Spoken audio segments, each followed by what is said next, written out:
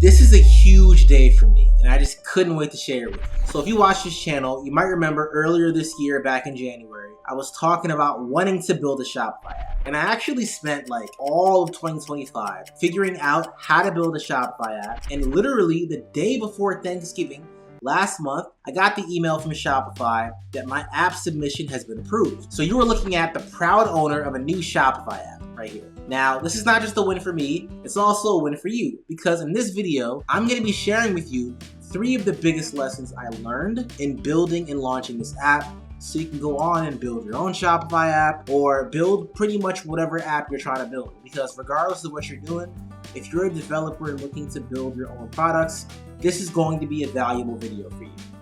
All right, let's get into it. Okay, lesson number 1. Learn from other people's code. Now, I know we're living in the age of AI, and everybody thinks it's cool to just vibe code everything. You just want to go ask ChatGPT and Gemini to build out your app for you. I get it, it works sometimes, but I think you need to spend some time understanding what those before you have done to solve problems that you're gonna have. So in my case, I was building my app, my Shopify app, using this package from Shopify called Shopify App Express. But it stopped working for me. And after doing some research, I found out that Shopify has officially stopped supporting that package. This is something they do sometimes. They'll put out a package for people to use, and then they'll stop supporting it.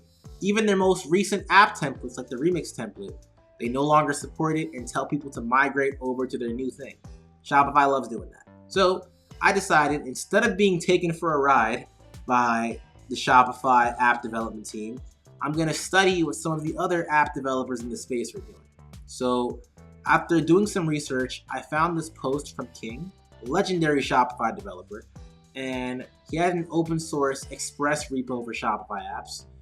I actually took the time to read through it and understand how he's doing certain things. And after doing that, I got a much more solid understanding of how to do the building blocks of Shopify app development. Stuff like handling OAuth and security, setting up databases, setting up Polaris, understanding how to use Shopify App Bridge, and how to connect to their GraphQL API. Pretty much all the basics behind Shopify app development. So if you're building a Shopify app, highly recommend studying King's repo. Or if you're building an app for a different platform or outside of platforms, like with your own idea, just spend some time studying what other app developers in that space have done so that you can get an understanding of what you should do. Now, if you want to make this whole process go even faster, you can actually set up the GitHub MCP with whatever AI tools you're using. So if you're using Cursor or Klein, it's easy to set up the MCP. And the GitHub MCP actually allows you to grab the content from a GitHub repo and study it, and then have AI explain to you what's happening in that repo. So it's a really good way to get a good understanding of what's happening in the repo quickly, so that you can, spend the time understanding what those before you have done in the most efficient way possible. Either that, or you can just grab some code from the repo you're trying to understand, pass it into ChatGPT directly or whatever AI tool you're using, and have it explain it to you. Definitely spend some time doing that. Promise you it's a good use of your time. Lesson number 2, stick to your MVP. Man, this was a hard one for me. For sure, it was a hard one for me. So when I was building out my app is actually a bundle builder that allows people to set up their own mix and match bundles. When I was building it, I took a lot of inspiration from another Shopify app called Boxy. So Boxy is a bundle building Shopify app. And I actually installed Boxy on the development store. I was trying to get a better understanding of how they did certain things. And I was amazed by the different things Boxy was doing. But the problem is, Boxy has been around for a long time, right? So I was sitting there trying to do things the way Boxy is doing it. So Boxy has a dynamic bundle builder like the one you see on the screen from my app. But then they also have like this guided gift box experience, like you can see right here on the screen, where it's like a stepwise thing. So you select all your products for one step, it takes you to the next step, right? That's something that I actually wanted to build into my app too, because I thought it was really cool. But here's the problem.